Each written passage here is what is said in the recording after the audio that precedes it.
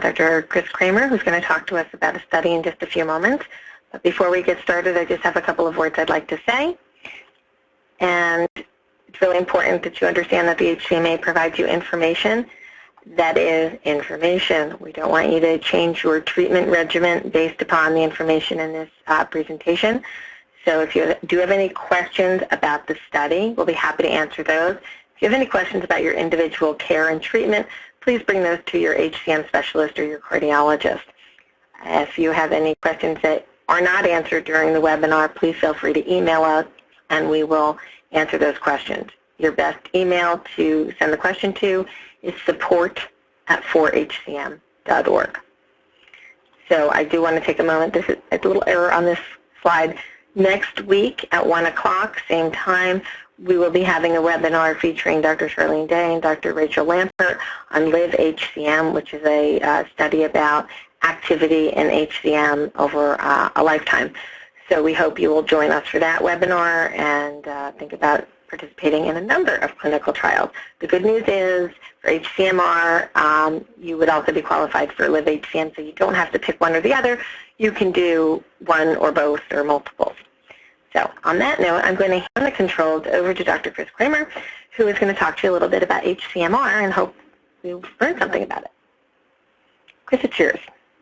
Thanks, Lisa, and thanks everyone for joining. So HCMR stands for Hypertrophic Cardiomyopathy Registry, and the other title at the NIH is Novel Predictors of Prognosis in Hypertrophic Cardiomyopathy. I'm co-principal investigator here at the University of Virginia, and my other co-PI who's in charge of the European sites is Stefan Neubauer from the University of Oxford.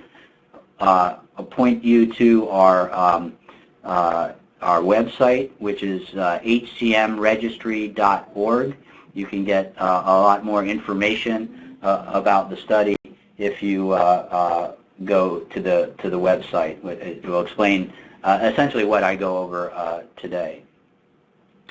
So what are the goals of our study? So right now, in terms of predicting risk in hypertrophic cardiomyopathy, we're limited to a few clinical risk predictors, which do fairly well, but are not perfect and could use improvement. So the goal is to change the existing paradigm in HCM by improving risk stratification, to establish novel risk predictors to select patients who are at risk for future clinical trials of new therapies to prevent sudden cardiac death and heart failure, which are the two complications that we'd like to avoid. Identify new endpoints for clinical trials to monitor response to new therapies, and to establish the base of clinical trial evidence to improve future studies to reduce morbidity and mortality in a cost-effective manner in HCM. So what is the design of this natural history study? We are planning to recruit 2,750 patients with an age between 18 and 65. It's not a screening study, so these are patients with established HCM diagnosis, and we're in the midst of a 2-year recruitment phase. We are, as of this morning, we've recruited 1,518 patients, so we have about 1,232 more to go. We'd love to have you participate if you haven't already, if you are candidates, and recommend family members or others that you know for participation. We have 45 sites in North America and Europe, and I'll show you the map of the North American sites. These sites all have to have dedicated centers to care for HCM patients, as well as the ability to do a cardiac MR study, magnetic resonance imaging, or CMR. So they have to have the ability to do both. The plan initially is for a 5-year study period, so with a 2-year recruitment phase followed by a minimum of 3 years of follow-up. The endpoints that we are measuring in terms of primary endpoints that are really looking to be able to predict to develop studies and new therapies to prevent are one, cardiac death, either sudden cardiac death or death because of heart failure. So in patients who already have ICDs are not candidates for this study, not because of safety issues undergoing an MRI, but because the presence of the ICD will alter the imaging and make what we're looking for with the cardiac MR more difficult to image. So that's the reason patients with ICDs are excluded. But once the patient is entered into the study and say they are candidates for an ICD for one reason or another, we are looking for evidence of subsequent aborted sudden cardiac death. So their ICD discharges appropriately during the follow-up phase. And lastly, need for heart transplantation. We are also looking at secondary endpoints to see how well we can predict them, and those include all-cause mortality, ventricular fast heart rhythms, ventricular tachycardia, etc., hospitalization for heart failure, so short of obviously death, atrial fibrillation, or stroke. All are known endpoints and complications of hypertrophic cardiomyopathy. So who can't be part of the study that I've mentioned? Obviously, if you have HCM and you're between 18 and 65, you don't have another reason for thickened heart muscle, you can be in the study.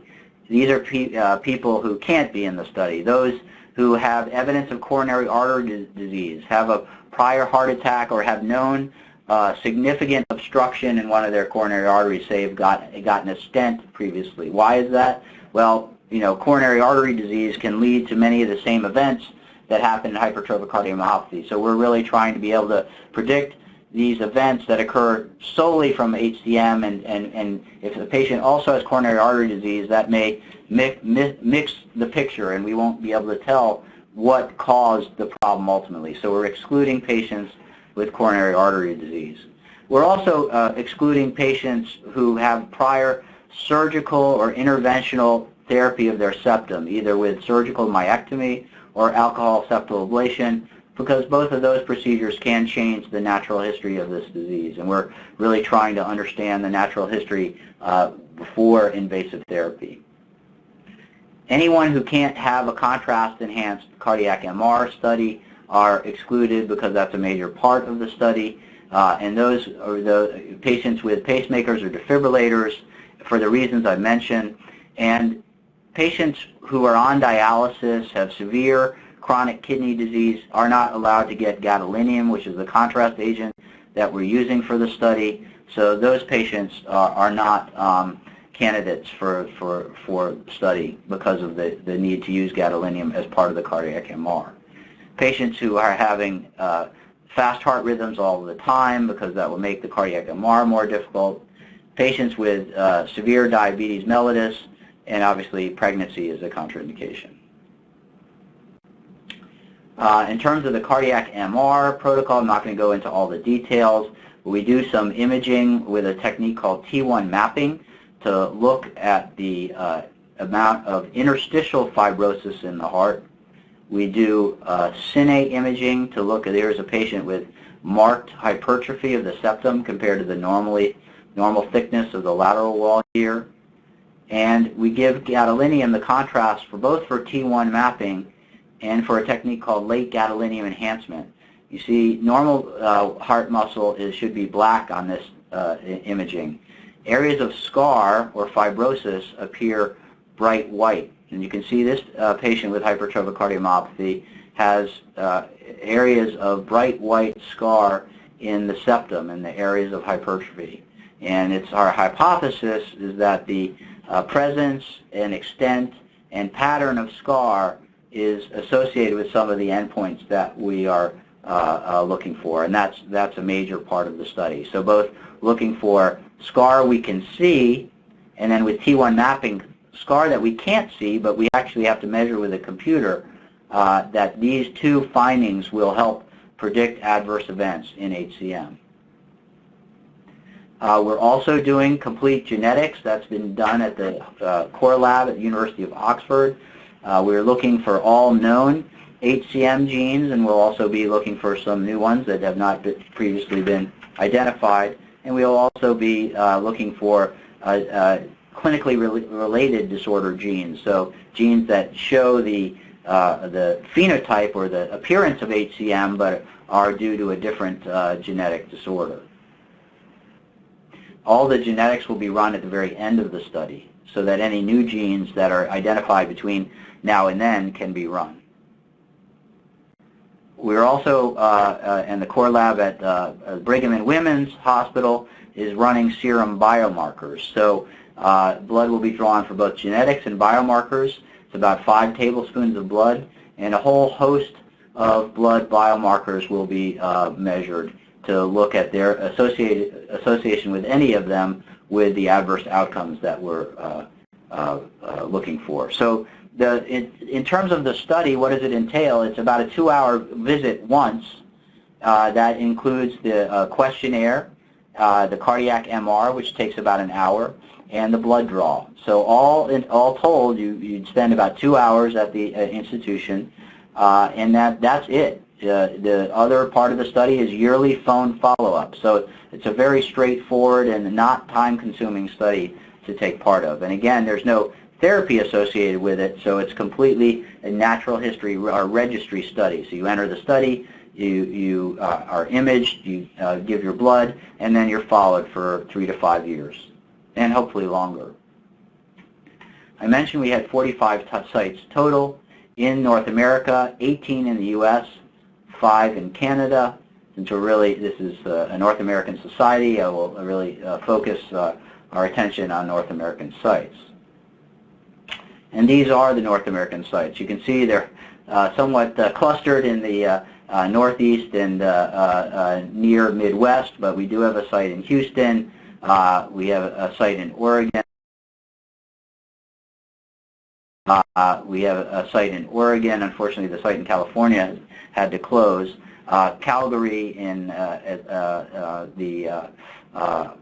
Western Canada. Here's the list of sites in the United States. You can go again to the website to get details on contact information of all of these sites at the website again, HCMRregistry.org. And here are the 5 sites in Canada, 2 in Montreal, 1 in Calgary, Toronto, and a new one in Quebec that's not quite yet open. That's the only North American site that has not yet been initiated. This slide is an old slide. This is as of last Tuesday. I can say as of today, we have 30 more patients in the study, so just in 8 days we've recruited 30 patients. So that's about the rate of recruitment right now. We're recruiting 20 to 30 patients a week. Here's what we told the NIH we would recruit, the black line. The red line is where we are. So we're about 70% of what we told the NIH, which is good, not perfect. We'd really like to be, up here right now, but we have 1,200 plus patients more to go, and we really need to recruit 30 to 40 patients a week at the 45 sites, so close to 1 patient per site per week over the next several months to get to our goal, which is to conclude the recruitment phase in the fall of 2016. Some questions that we're often asked, is travel reimbursed? This is very site specific. You can contact the site. The consent form will go over, what's required and the time commitment and whether the reimbursement is offered for travel.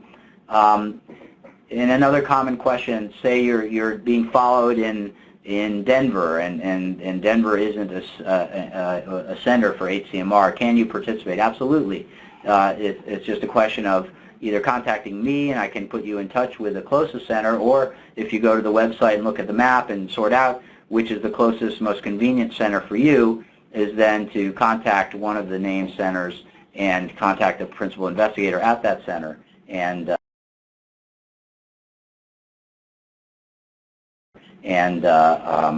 join our study.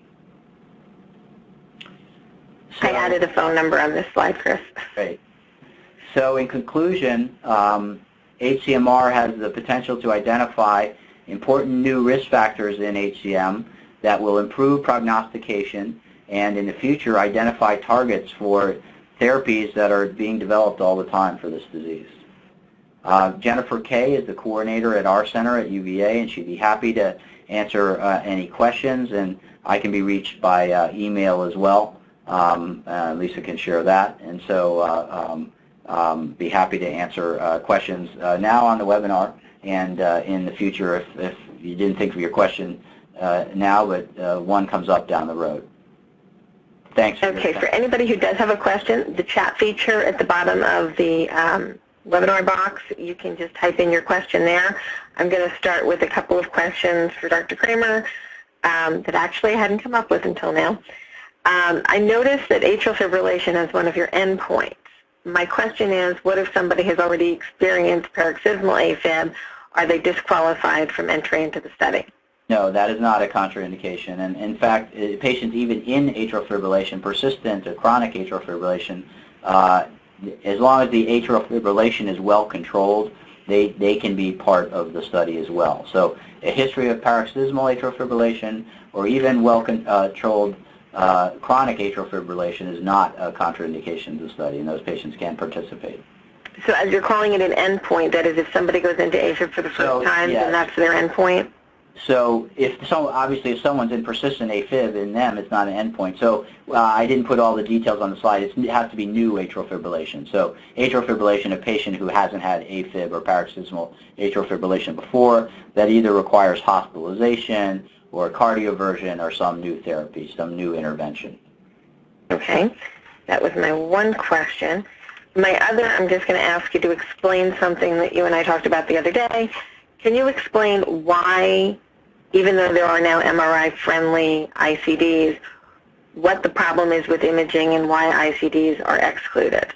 Yeah, so there's artifacts created from the metal components of even with MR-compatible ICDs. In other words, they're safe, but there's artifacts created from both the box, the pacer box, and the lead themselves. And the artifact can interfere with the qualitative and quantitative assessment of the amount of scar in the heart. So it's not really the safety issue. I mean, there are patients who are pacer dependent and can't, you have to change the settings of the pacemaker to go into the scanner. So those patients wouldn't be candidates anyway. But the reason for exclusion is, again, not the safety issue, because it's becoming safer and safer for patients with at least modern devices to have these studies. But it's not a safety issue. It's really an image quality issue, and that's why these patients are excluded.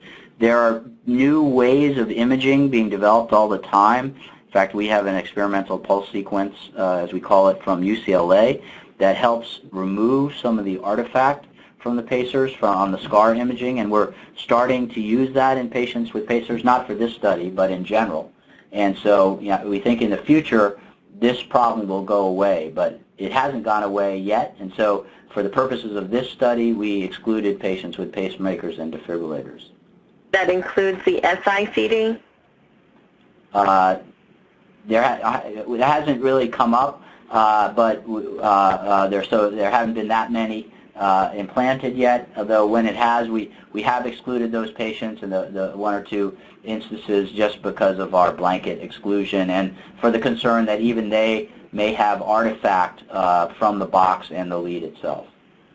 Okay, so Olga, I believe that answers your question. So that's the same question.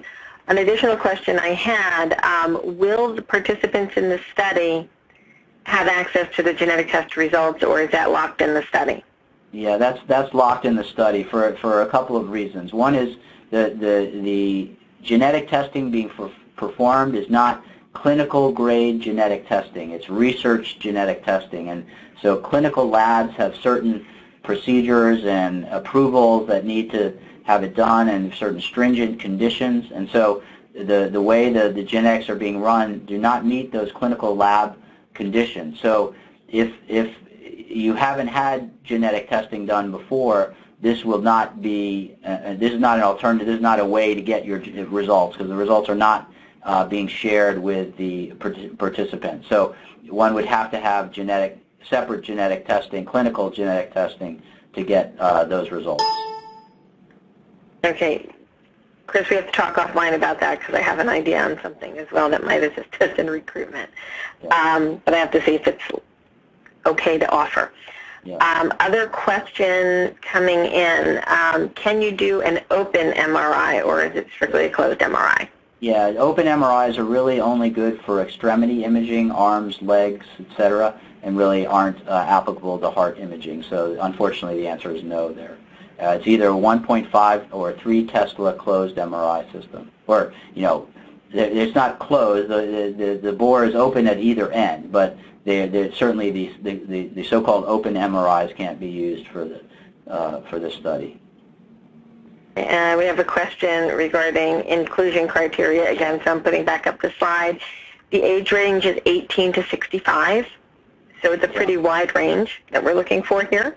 Very wide. And why are we excluding over 65? Well, then the incidence of coronary artery disease goes up proportionally to age, and so really trying to look for predictors of events that can't be explained by coexistent coronary disease. So that's and also I think the prognosis of HCM once you've reached 65 is quite good, and so really similar to anyone who's reached that age who doesn't have HCM. So the need to predict prognosis in a 70-year-old patient with HCM is less.